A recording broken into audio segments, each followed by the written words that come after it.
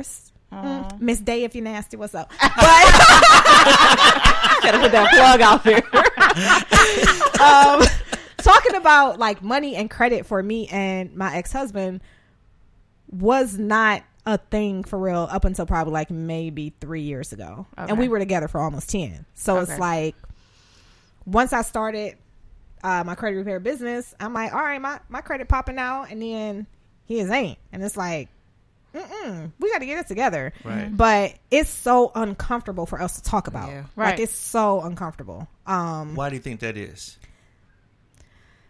Is it ego? I think people think your credit score or like how much money you got is a direct reflection of you as a person. And I know as black people, we don't want to be broke. We don't want people to think we broke. We don't want to look broke. Like, we don't want to feel broke. So it's like, if you walking around with a 500 credit score, I'm not telling you my credit score only 500. Like, a lot of it is just perception, but it's like we was talking about earlier. It's a good way to get rid of somebody. First 30 clients making 6 and 7 figures a year. Like, they wasn't broke, but their credit scores was broke. So it's like, we really got to get out of that mindset that like our credit is a direct reflection of our financial status or like who we are as a person. Good stuff.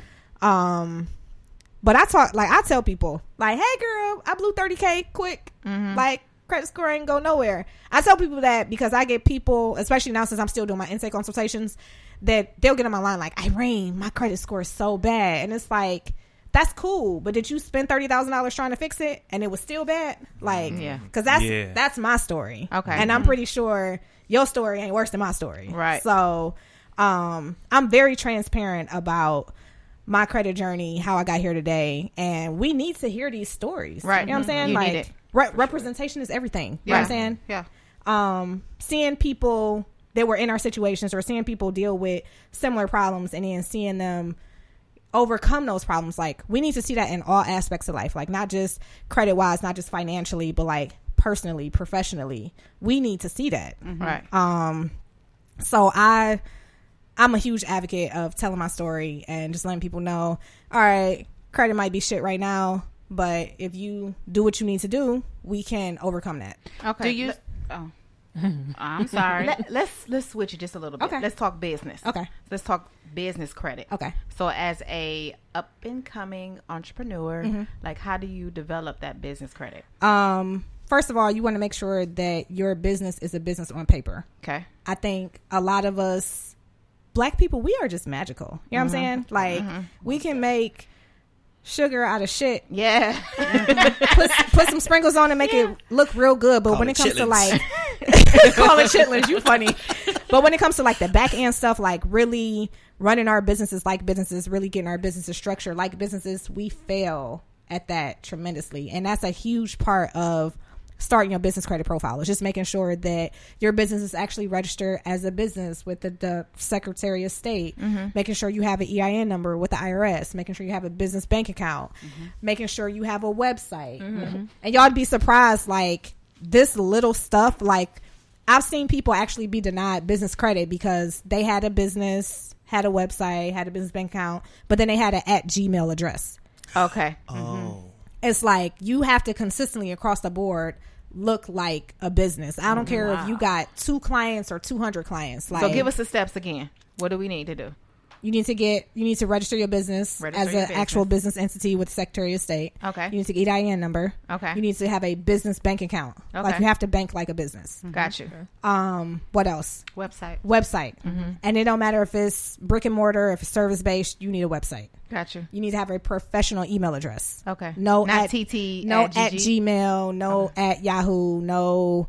Ymail. Yeah, none of that. Like, it's $5 a month. I'm pretty sure that's half of a Chipotle bowl. Like, get you a professional email address. Yeah. And what does a professional email address look like? A professional email address. So my website, hannahfinancial.com, all of my email addresses, like my personal email address is Irene@hannahfinancial.com.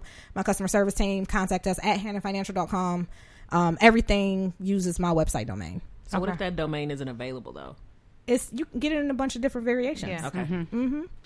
Good stuff. I love it. That's good. I'm taking So we were talking about Cam asked a question about relationships and credit and how important is it. do you counsel and coach more married couples, or do they come in by themselves? So as a business owner, I think it's very important to know who your client is. When you try to sell to everybody, you sell to no one. Okay. So my niche client is a millennial, somebody around my age. Sometimes they're married, sometimes they're not, who are serious about going through the home buying process. Like, that's my ideal client. Okay. I do get some married couples, and they'll sign up together. But usually, I think I want to say I probably have more single people trying to get into houses than married people. Okay. But usually when I do have the couples, it's always funny because I'm always on speakerphone or on three-way. And I'm like, I didn't even know people still use three-way. But we on speakerphone or we on three-way, and husband ain't got no questions. Husband don't ever have questions. Husband just want to know how much she said it was going to be. That's all husband want to know. Right. But wife, girl, hold on. I got these questions. I wrote them down at work day in my purse. Let me go. So, but I like that. Like, and it just shows the different dynamics in relationships. Like, being single is cool, but having somebody to be a partner with is even better. You know what I'm saying? So, yeah, I do both. I don't discriminate. We went to the Money Experience tour a few weeks ago.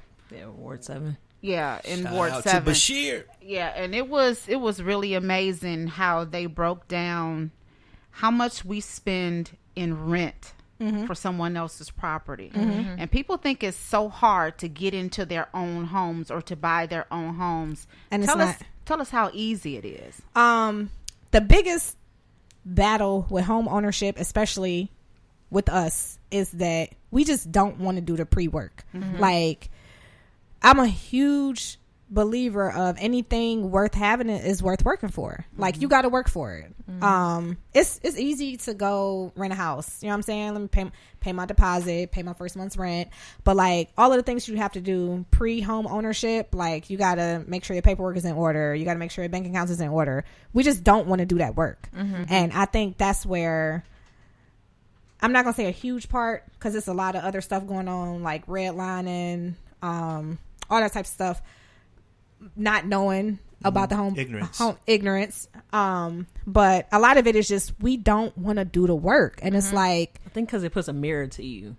Like, people not being called out on their own shit. You start seeing like, dang, I'm really been messing up. And starting at home buying process is just, it gives you, no, it makes me nervous because I tried it at first. I was like, let me see what using my VA loan, even though that's a pretty decent loan. It's a great loan. Yeah. And I'm like, oh, I want to use it. But then I'm like, wait, I know I'm not ready.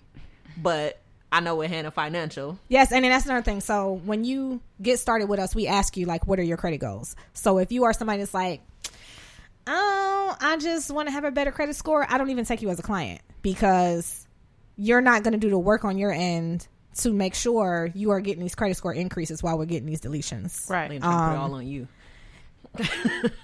Example, one of my clients, she literally had no positive credit in her credit profile. Like, whole credit profile was just collection accounts. I told her, like, look, you need to get 2 secure credit cards and you need to get a self-lender account. Oh, I got to put money on them. Yeah, you do, because you don't have anything in your credit profile. So we got all 17 collection accounts removed, and she went to the dealership to go get a car, and they ran her credit, and it was like, you don't have a credit score. Why don't you have a credit score? Because you came to Hannah Financial. We did what we were supposed to do. Like, we got you 100% deletion rate is phenomenal. So I'm like, oh, I just did her monthly update. We got these collections removed, and she on the phone with customer service cussing them out because, why don't I got a credit score? Because you didn't do what you needed to do on your end to help the credit repair process. So people that don't have clear, concise credit goals when they sign up for my program, I don't even take you as a client, because you're not going to do the additional work on your end to make sure that you get the max amount of value out the program. I want to be a client. I already said I got goals. You after me. You after me. You got a line already in the studio.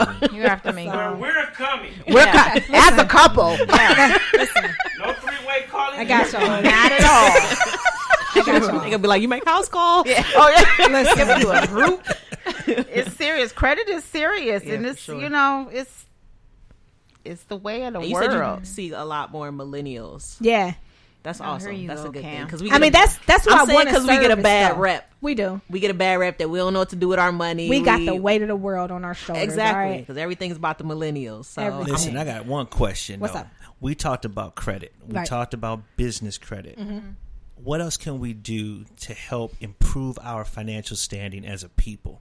I mean, how do we invest our money wisely? Because there's all kind of things out here. You got Acorn, you got Stash, you've got these companies that's promoting how to become a stockbroker. You don't have no information or knowledge about this stuff, but they want to train you. So what would you recommend for someone to start building wealth? I am a firm believer of people being like a jack of all trades and a master of none.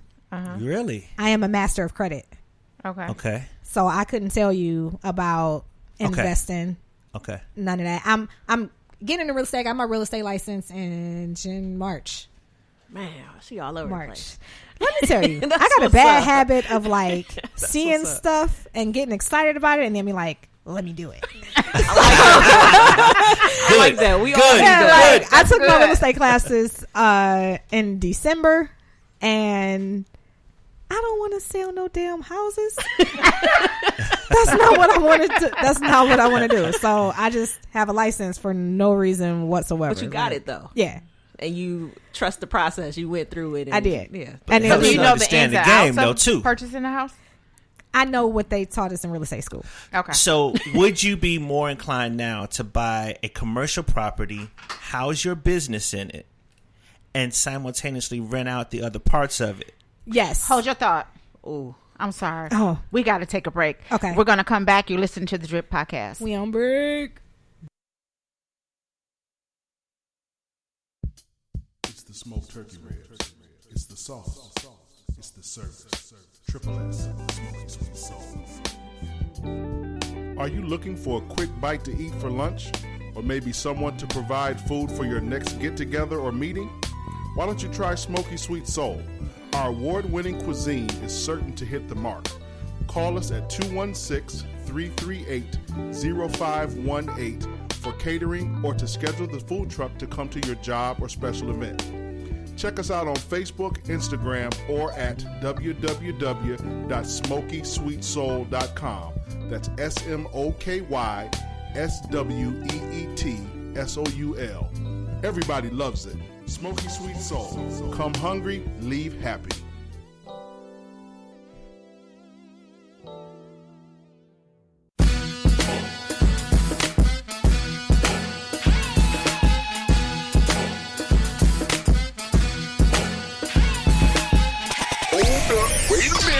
You're listening to the Drip Podcast with Nick and Mars. Keep it locked.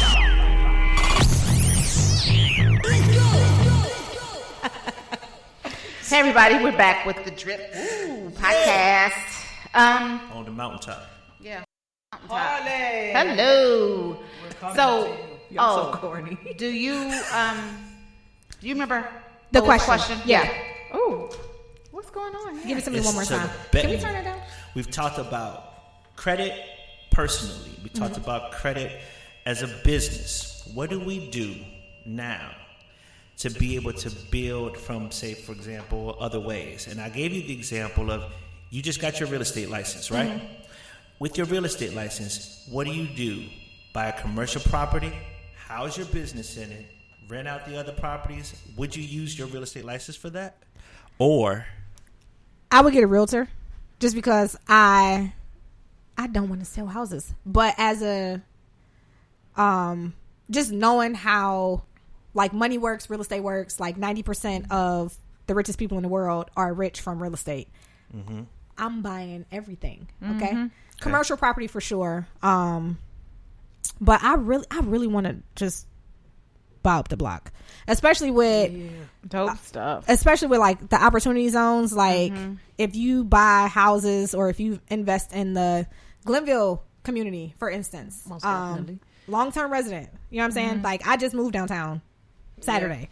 So, but it's crazy just seeing how the areas that we live in have been like stereotypes, like war zones and everything. But now we got opportunity zones. Y'all can come and invest in these neighborhoods and pay little to no taxes on the capital gains that y'all are making from investing in these neighborhoods.